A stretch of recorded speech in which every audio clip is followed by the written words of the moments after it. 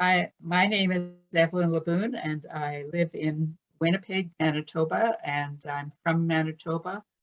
Lived here most of my life, except when I was away studying, and for a brief time towards the end of my career when I lived in Grand Forks, North Dakota. So I wanted to talk a little bit about my first introduction to NCF. And I'm going to, there. It was in nursing school when I went to the Winnipeg General Hospital, and those were the days of residence. And so there was an NCF group in the Winnipeg General Hospital nurses residence, not very big, but for me, it was a lifeblood, really. My parents were teaching school in northern British Columbia in a little First Nations village called Greenville on the Nass River. And they didn't make it home for Christmas even. So I didn't see them for quite a long while, over a year probably. So my friends in NCF at that point were really like my family in many respects. And, you know, it didn't cost a lot. You lived in residence, you ate there, you slept there. The clothes you wore for work were given to you, and so life was pretty cheap. And I didn't have much money either.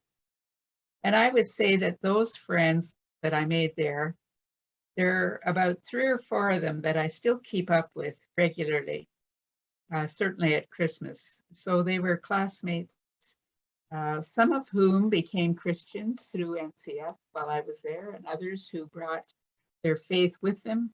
And we grew in the faith and in community as we lived in residence and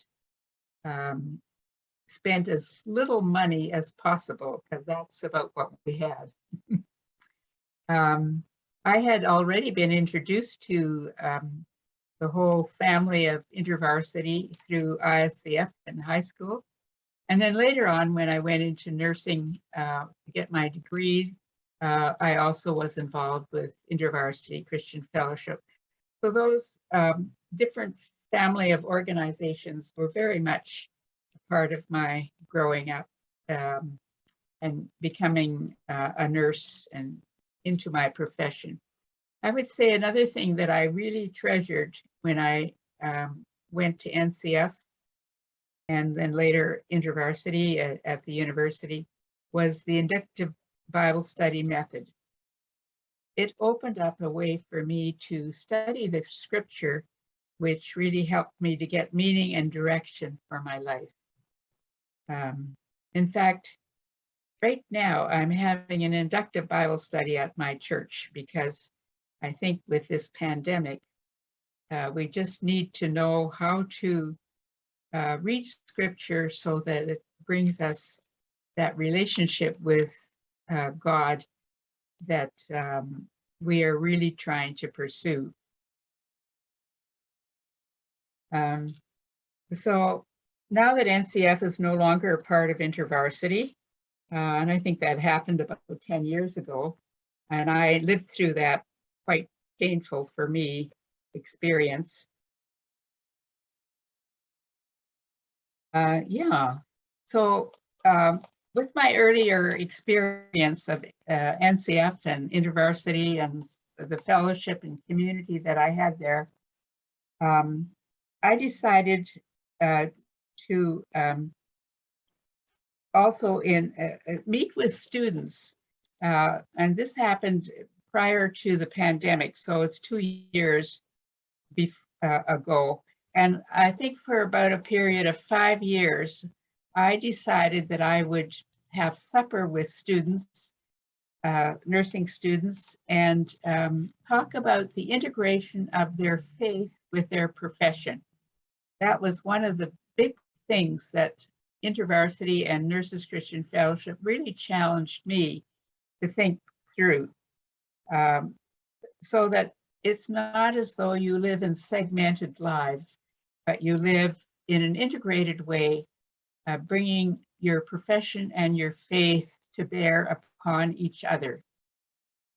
So I decided that, nurses are usually hungry, and, and they are supposed to be ministering to body, mind, and spirit and forming community. So I decided that I would provide supper on a Friday night once a month. We would have fellowship. We would invite all kinds of students, whoever wanted to come. It was free. I paid for it myself. And we would have, as I say, we would have fellowship, and then we would talk about the integration of our faith. Like, how do you cope with the many stresses that nurses deal with? Burnout, for example. What do you do about people who are dying? How do you minister to them? How do you provide spiritual care for them? And we also had people who served homeless in Winnipeg come and speak. We had people who served in war-torn countries in Africa come and speak. We had Dr. Alan Ronald and his wife Myrna come and speak about the AIDS research and work that he has done, which is known across Canada, and his many trips to Africa. So we had a variety of people come and speak, and we had a variety of students coming through. And I think I would say that they found it meaningful. And I think of David, who was a PhD student, who's now involved in some NCF activities, at least in the Atlantic region. He's now a professor, I believe, at the University of New Brunswick. So he started coming to my group, and there were others like that. But with pandemic, it just seemed impossible to carry on. But that's one of the things that I found to be a great blessing for me, even as I was able to share my life experience from undergraduate right up to PhD level. So that was a great, good thing for me to do. Yeah, before pandemic and before this last formation of NCF in Canada going independent of InterVarsity, no longer under the family umbrella of InterVarsity, I was involved in chairing the national committee across Canada, and I really appreciated the different perspectives. Canada is a very large country. It's spread across from sea to sea to sea.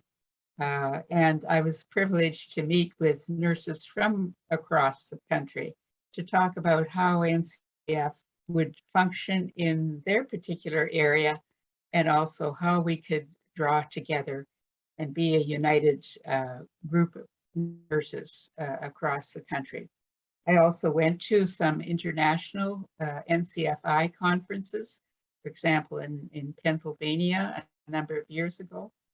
A friend of mine from here, we drove down to the conference, and we met nurses from Hong Kong and many African countries, Indian countries, with very good speakers from around the world, doing both Bible study teaching and talking about the profession and how they worked out nursing in their country, given their faith and their following Jesus.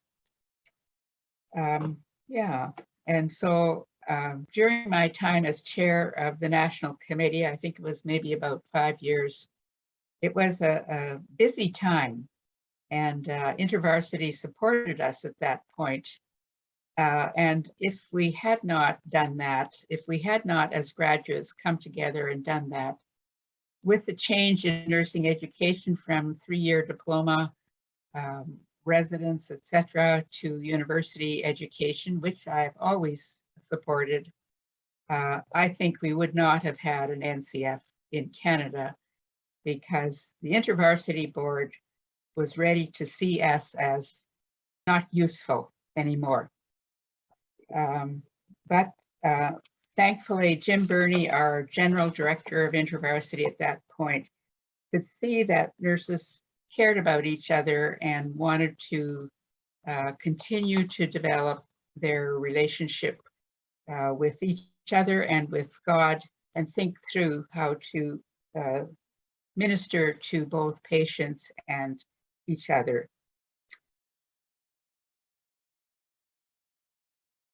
One of the things that I might say about the young nurses that I find in NCF and that are still coming forward from time to time, I would include students in that, as well as the young nurses who are making transitions and learning to actually practice their profession. And there is a learning period after you're a student. In fact, I would say I'm still learning. So we live in troubled times, I would say, with COVID pandemic, social media, war in our world, and much social upheaval. We are busy with many things. COVID did help us to stop some of those and to be a bit more reflective and have to stay at home. I pray that young nurses will be wholehearted in their desire for closeness with God and desire to live in love within a supportive Christian community. That's what I have had through NCF and other Christian groups that have been supportive of me. In nursing, you face many difficult situations. Some people are dying. Some people are very angry that they're sick. Some people are very anxious. Some people have no purpose or meaning in life, which you have to have if you're going to carry on living. So we need to learn to pray for our different patients that we meet and for each other in those struggles as we care for people. We need to deepen our faith in God, and we need to desire to follow God. If you're just going along because your family or your friends are there, there'll come a time when you will no longer find that useful. So you have to have a desire, and sometimes it's a struggle, even when you have that desire to find friends, to find meaning, to find purpose. But if you have that desire, God will honor that and find a way through that for you. So we need to hear God speak in ways that call for worship, for love, for Christian community, and for those around those communities. Our motto used to be to know Christ and make him known. And I would say I still hope for nurses for that today.